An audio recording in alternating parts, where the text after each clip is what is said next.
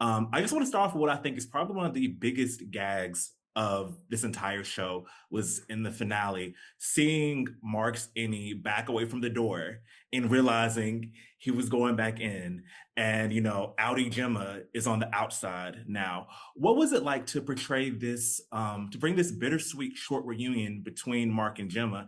And what do you think is going through her mind, and what may even potentially be her next steps now that she's out, but Mark still has an Innie who is inside a Lumen?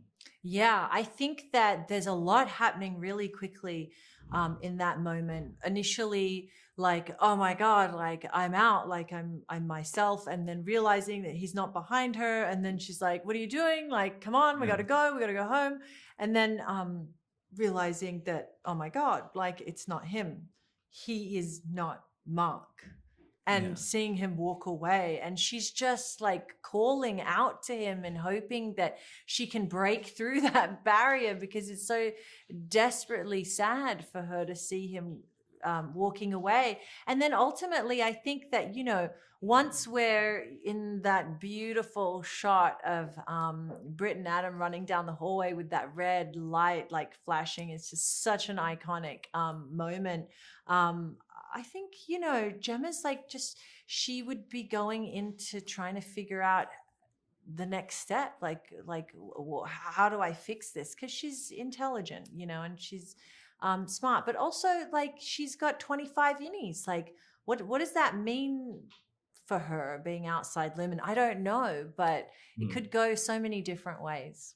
Yeah. And speaking of, even though we're at the end of this season, but we still really don't know how she ended up at Lumen, the backstory to her, all of that. Do you have any like thoughts, ideas, theories, nuggets, possibilities of, how that could even connect to the larger story here?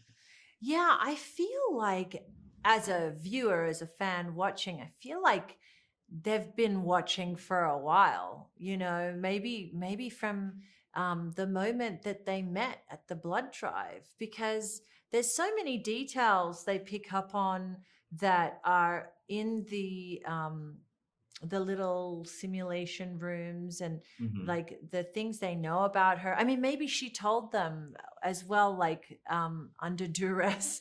I have Yeah. no idea. But there are a lot of questions, even when Mark says, I identified her body, like how did they do that? That's Yeah. There's so many things that, just like you and the fans, I'm so curious about. I tend not to ask like too many questions, because sometimes of the writers, like when we're on set, like only like what I need to know, Mhm. because I sometimes feel like being in the ambiguity of it can be good too as a Yeah. performer, like not knowing, um because you actually, the character doesn't know, so why do I need to know Yeah. exactly? But yeah, there are so many questions. Since we're talking before the finale, TBD on fan and critical reactions, though I think people are going to love this. I think that one of the most critically acclaimed episodes was the one where Gemma's kind of, her backstory is kind of the focus. It was masterfully directed by Jessica Lee Gagne. It's wild that's her first episode of television directed, because it was so masterful. What was it like seeing people's responses to that, especially even the themes in there, such as birth, women giving birth, and having to play so many different versions of Gemma? It was a very loaded episode. So what was it like just seeing how fans responded to this and how people really enjoyed that episode? Oh, it was so rewarding to see that they loved it. It was, because it was, I have, me as an actor, but also for the character, she only has such a short time to Mhm. have the audience like feel something about her. Like everyone's been living with these innies for a season and or more, and Gemma just gets this like, 1 hour or less to like make you care. And I Mhm. think Jessica did such a beautiful job. And I'm so grateful I got to have the chance to really live in Gemma and work with Adam to develop that, with obviously the writers and Jessica, just to develop lived in feeling, you know, I mean, so many departments like had a contribution to making it feel that way with the decoration and the hair and the costume. But it was really heartwarming because I was really nervous about it, and I, as you do, you hope that the audience responds well. So when they did feel good, I felt good, and it was a relief. Amazing, amazing. I love that. Well, thank you so, so much. I cannot wait for the next season, and I hope you enjoy the rest of your day. Thank you so much for having me, and thanks for loving the show. Yes, of course. Okay, I need more now, so I'm just patient. I'll patiently wait until it comes back. Yeah, knock Thank you on. so. I think one of the biggest turning points of this season was when Devon decided to contact Cobell. And I think that's kind of what kind of set things into motion. So, how would you break down her decision to ultimately decide that she thinks that this would be the thing that would be in Mark's favor the most? I think it's the pure desperation that any family member feels when there is an outside threat. I think that she doesn't have time to think it through. It isn't conscious. It isn't intellectual for her. It is very much a gut reaction. I think she trusts Cobell as far as she can flicker. And I think that she also knows that it's this plan or no plan, and that no plan would result in Gemma's death. And so she's going on instinct alone. I think she's exhausted. She has a newborn at home. She's still breastfeeding. Her hormones are raging. And so we meet her in a moment biologically where I think she's primed to make a desperate decision like this. You know, I think that it reminds me of all of those like old Greek plays that Euripides wrote about like women on the verge of a breakdown where they're capable of unthinkable acts. And I think that we're meeting Devon in a moment where she is capable of an unthinkable act. And one of the through lines in the finale, I feel like it's earlier in the season when Mark is talking about how much he's grieving Gemma, and Devon being like, you know, you're not the only one who is grieving her. So have that moment, then fast forward to this finale, and then kind of what Devon has set into motion results in what we perceive to be getting Gemma back, but Mark still having a part of him in Lumen. So after all this, what do you think that Devon would make of the fact that, you know, it's like it's a win, but it's also like not a win at the same time, and like how maybe even she, in assuming that, you know, Gemma returns to some sort of normalcy, what that may look like as far as them and what's the next steps for them too. It's a great question. I will be really interested in to see, you know, if and when we continue, how that storyline proceeds. I think that, you know, there were some earlier iterations of the script for episode 10 where we did see the literalized version of Gemma and Cobell with a getaway car, you know, with Devon's and Rickon's beat up jalopy outside waiting to take Gemma away. But I think for story purposes, it didn't make sense. But I do like the idea that that is still implied, that the plan was get her in the car and drive somewhere. When that's thwarted, I think Devon is forced to pivot again in real time. She knows she doesn't have any time. So I imagine she and Cobell would have the impulse to go to Lumen, but who's to say? We will see. And I think the your character's presence, of course, Devon is very much so in the first half of the finale. I just think those scenes of Innie and Outie Mark just going back and forth between inside and out, literally like metaphorically inside and outside, Right. and you know, having these conversations. What do you think Devon's perspective is in trying to toe the line between not pissing off the Innie Mark, but also trying to make progress? I feel like it was a very tough line to cross. It's a delicate dance. And I think Adam makes that easy because he's drawn such a clear dividing line between Innie and Outie Mark that I have to respond in kind, which is very differently. So when Devon's interacting with Innie Mark, there is a childlike quality about him that requires her to be more gentle and more careful, but also time is a ticking. So playing those two truths simultaneously made for a lot of tension because, you know, we see when they're in the clearing in episode 9, when they go to meet Cobell and she says, listen to me, take a breath. You know, it's only, this is the only option we have. And I feel like that's the first time we've really seen her snap at him and say like, listen to me. This is what we're doing. But we'll see if that pays off. You know, she obviously presents, she pitches the plan to him in a way that he rejects. And Mark says, no, I'll die. Like, what about all of the Ennies, which Devon clearly has not thought through, because in that moment she sort of just looks at him bewildered. So I don't know where that will go.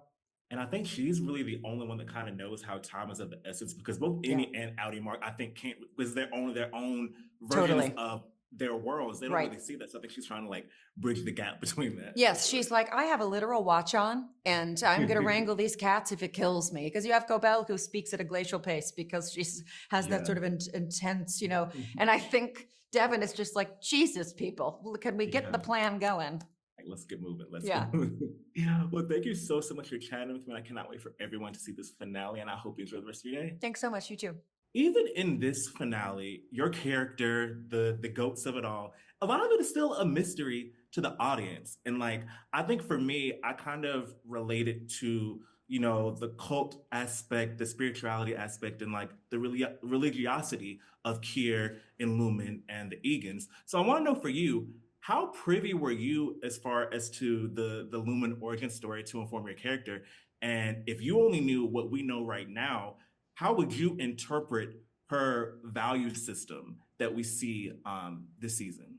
I didn't have any information at all other than what you've seen. I think I had a little bit less than that because I didn't receive all of the scripts either.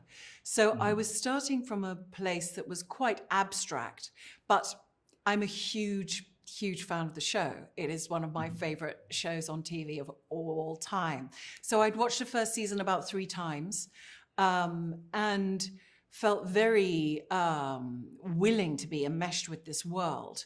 And what I particularly love about Severance is that it deals very expertly with mystery. And I think the reason so many people are engaging with it is that we are able to build our own worlds from it.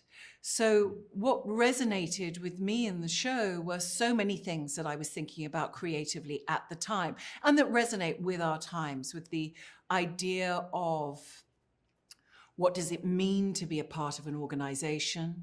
What does it mean to be a person at work, at home, the things that matter to us, how we relate to those around us, the pressures put upon us, whether we have hope, whether we're communicated with.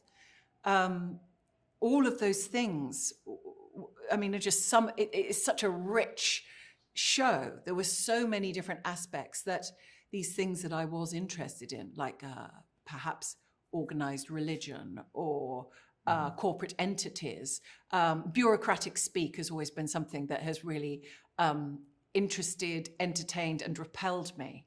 So I really thoroughly enjoyed that aspect of the show because it was somewhat like Old English as well in some sense. So I had the opportunity to build my own interior world and to think about who this person was and what it was they cared about and what she was experiencing. And, the fun of it as an actor to be a huge fan of the show that I'm fortunate enough to have been put into is that you don't want to know, actually. You do want to know, but you don't want to know all the outcomes. So Darren Erickson and I played a sort of game of what about this as a backstory, or what about this as a justification? And he would say if it was fitting or not fitting. And that really aided me. But for me, my process was a little bit strange on this one, but it tends to be as I move through my work. I went out into the countryside a lot. I went out for walks a lot. I spoke to a friend of mine who's a sheep farmer, and he also knew about goats and met his sheep. And went and found goats and spent some time with goats as well, fed goats, observed them, sat with them, really thought about who they really are, what their personalities are. My friend said they're quite close to humans, actually, in many ways. So it was interesting observing their movements, how they behave in moments of stress, their stubbornness, their playfulness, the intelligence. And so I made sure I was integrated with animals so that when I would go into that space at work, I wouldn't have any fear, but also learning about the mindset of truly caring for animals and that bond and that strange, almost otherworldly, visceral feeling that we can develop with the land and with animals and with those around us, moving into a kind of primal state. So I did my best to immerse myself in all of that. And I did my research about scientists, but I kept it as physical as possible because the show is so intellectual in many ways. I wanted to bring something energetically so that I would be given the information, I could be directed by Ben, and they could shape it the way that they wanted to. But I have my sort of, various thoughts and feelings and ideas about theories. But I love the suspension of disbelief that comes with the show, that we can really go anywhere with it. And it's an incredibly original premise. I think it's the most original premise we've seen in television, but with an acutely, realistically human approach. We recognize the dynamics in the relationship so strongly. They evoke such powerful feelings from us. Thank you so much, and I cannot wait to rewatch this finale because I need to rewatch it and figure out other Easter eggs like from it. Yeah. But thank you so much. Thank And I hope you. you enjoy the rest of your day. Thank you very much. Have a great day.